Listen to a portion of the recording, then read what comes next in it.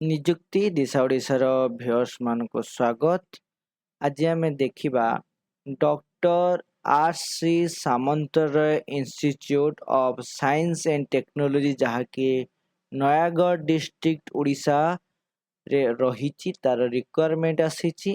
Requirement ରହିଛି professor, assistant professor, principal, lecturers, web, graphic designer, AIML, head clerk, librarian, data entry operator, and chartered account administrative officer ଏବଂ PET teacher। ଯଦି ଆପଣ BSc ସହିତ MSc କରିଛନ୍ତି ତାହେଲେ ଆପଣ ଏଥିରେ ଆପ୍ଲାଏ କରିପାରିବେ। ରହିଛି ଷ୍ଟ୍ରିମ୍ ଦୁଇଟି ଷ୍ଟ୍ରିମ୍ ଯାହାକି ସାଇନ୍ସ ଏବଂ ଆର୍ଟ୍ସ। ସାଇନ୍ସ ଆର୍ଟ୍ସ ଦୁଇଟି ଷ୍ଟ୍ରିମ୍ ପାଇଁ ଆପଣ ଆପ୍ଲାଏ କରିପାରିବେ। ସାଇନ୍ସ ଷ୍ଟ୍ରିମ୍ ପାଇଁ ଆପଣଙ୍କର ସବଜେକ୍ଟ ରହିଛି botany, chemistry, computer science, geography, mathematics, physics, zoology, web ଏବଂ ଗ୍ରାଫିକ୍ ଡିଜାଇନର।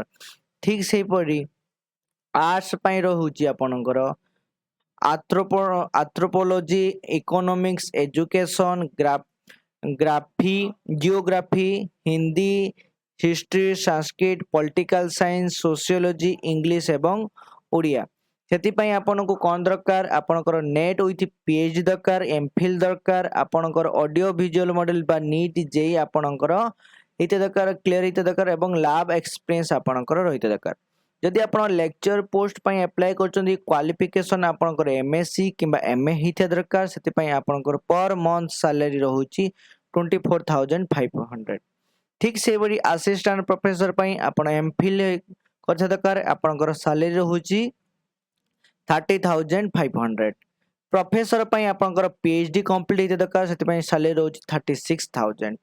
ଇନକ୍ଲୁଡ୍ ପେ, DA ଏସବୁର ଆପଣଙ୍କର ଇନକ୍ଲୁଡ୍ ରହୁଛି। ଆପଣ ଆପ୍ଲାଏ କିପରି କରିବେ?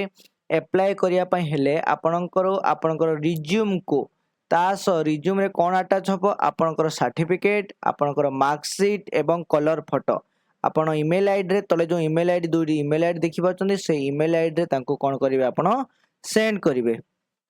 ଯାହାକି ଥିଲା ଆପଣଙ୍କର ଆପ୍ଲାଏର ପ୍ରୋସିଡ୍ୟୁର। এইଭଳି ବହୁତ ଇନଫର୍ମେଟିଭ ଭିଡ଼ିଓ ଜାଣିବା ପାଇଁ ହେଲେ ଚ୍ୟାନେଲକୁ ସବସ୍କ୍ରାଇବ୍ କରନ୍ତୁ ଏବଂ ଭିଡ଼ିଓଟିକୁ ଲାଇକ୍ କରନ୍ତୁ। Thank you. ଜୟ ଜଗନ୍ନାଥ।